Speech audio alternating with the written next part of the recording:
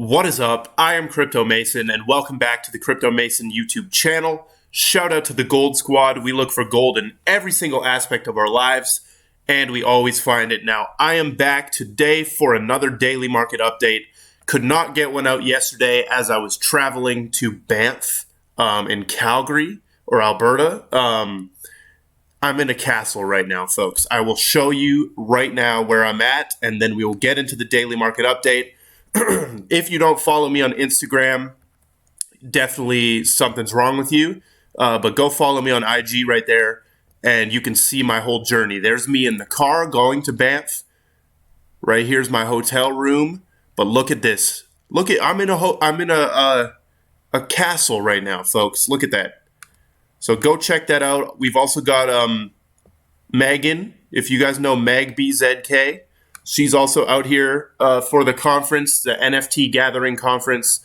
But let's get into the market update today. Make sure you're also following me on Twitter right there.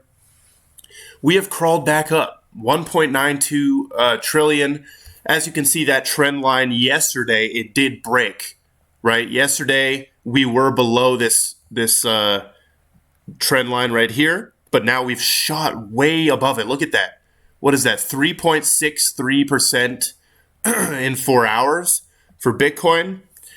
Bitcoin being a snail, I mean, 3.63% is pretty damn good in 4 hours, right? And we're still pumping as we speak. Hopefully we see this Bitcoin turn back up a little bit. Now, as for altcoins, we can see ApeCoin is the second biggest gainer today at $12.81. Shout out to anyone still holding that. We've got StepN, Thorchain, Sandbox, Near Protocol. There you go. Even if you bought Near at $15, you're at 17 right now. Take your profit if you want. But a lot of the altcoins climbing back up today. 24-hour volume, 93 million or 93 billion there. Looks pretty standard today.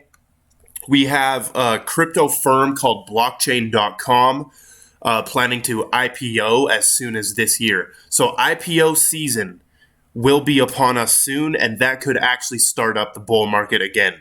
So IPO season, maybe Blockchain.com is going to start that up again. So I don't know what Blockchain.com does. I've never even been on that website in my life. Apparently, they're a rival to Coinbase, and they are valued at $14 billion. That's pretty insane. So hopefully that starts up IPO season. Also, wanted to mention Galaxy. This is a project built on Hedera Hashgraph. Super dope. It's like a creator galaxy, and that's why it's called Galaxy. It's like creator tokens, all about the creators and building communities for the creators.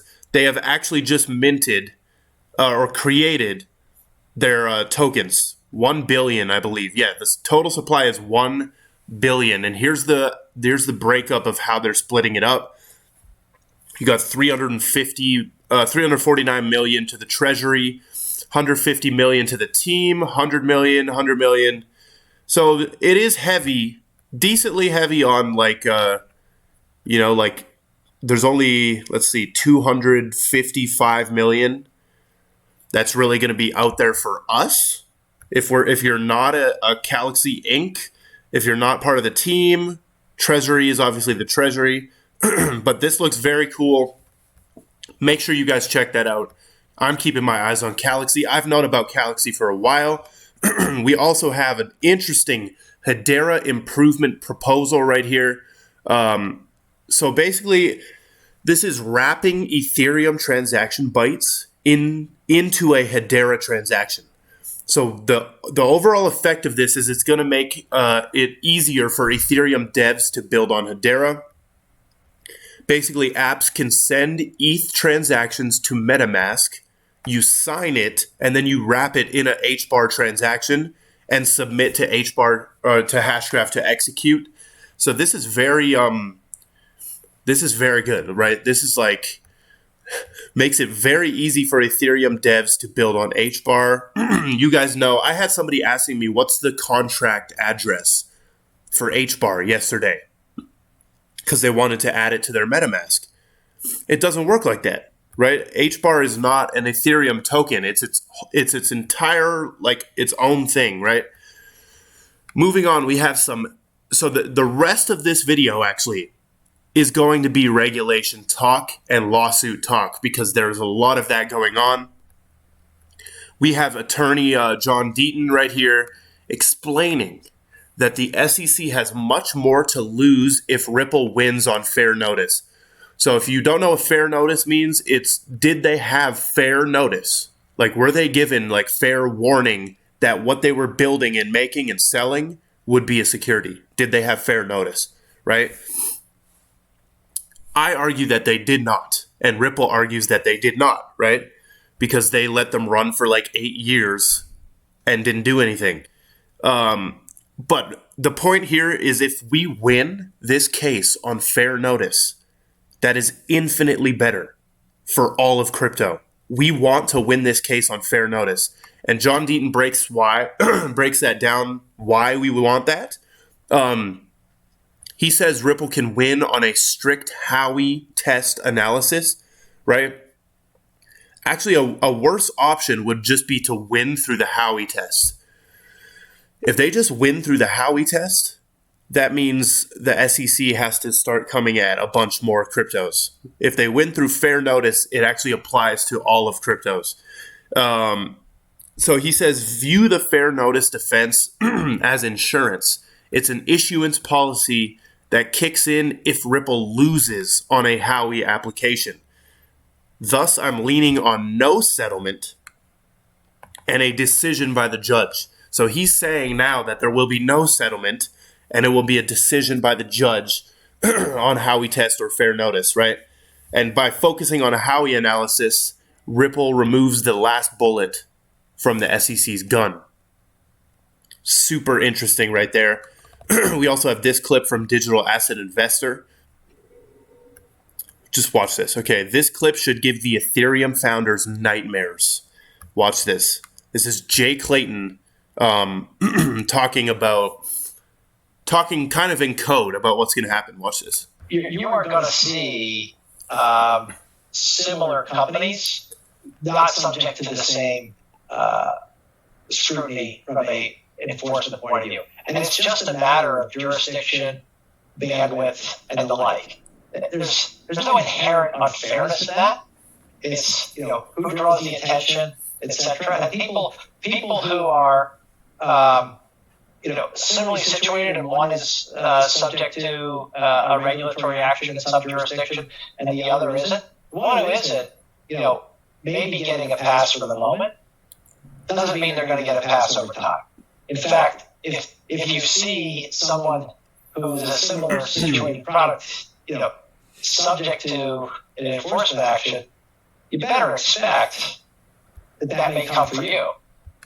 So he is literally talking in code right there, but I hope these dudes that are with him, I hope they actually understand what he's talking about, because that's like a bombshell that he just dropped. I don't know if this is a new clip or if this is an old clip, but dang, this basically means, so let's break it down, right? He's saying that, so Ethereum basically has a free pass right now. That's what he's saying, right now. But they will come for Ethereum.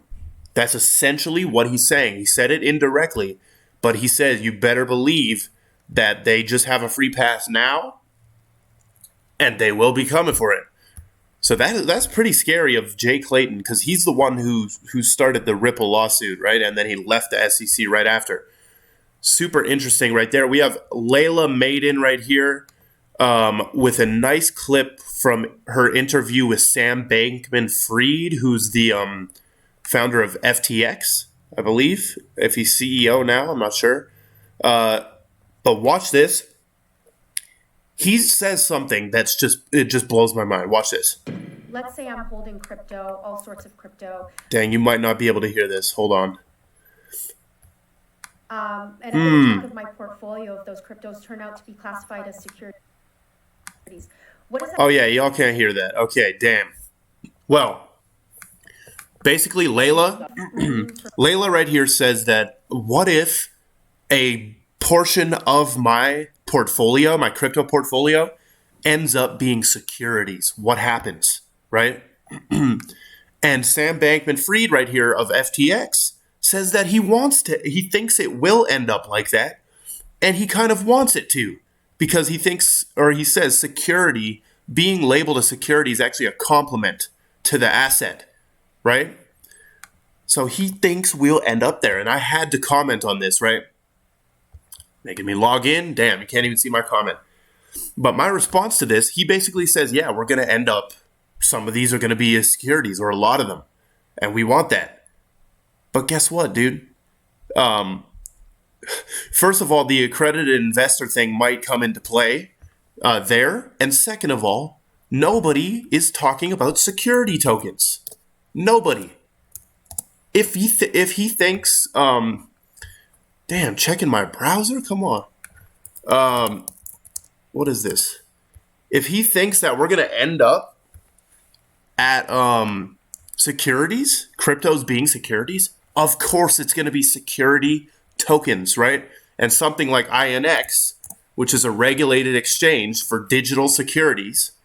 Who's ever heard of that term, right? That's a brand new term. Security token is a brand new term. So here's the security token market, right? Total market cap of 18 billion. 18 billion. We have Integra Group, Dignity Gold, Overstock. There's INX right there at $1. I've never heard of these ones. These ones came out of nowhere. I guess they launched recently. But dude, why is nobody talking about this? These are security tokens, right? All of these cryptos could end up as security tokens. So very, very insane right there from Sam Bankman-Fried.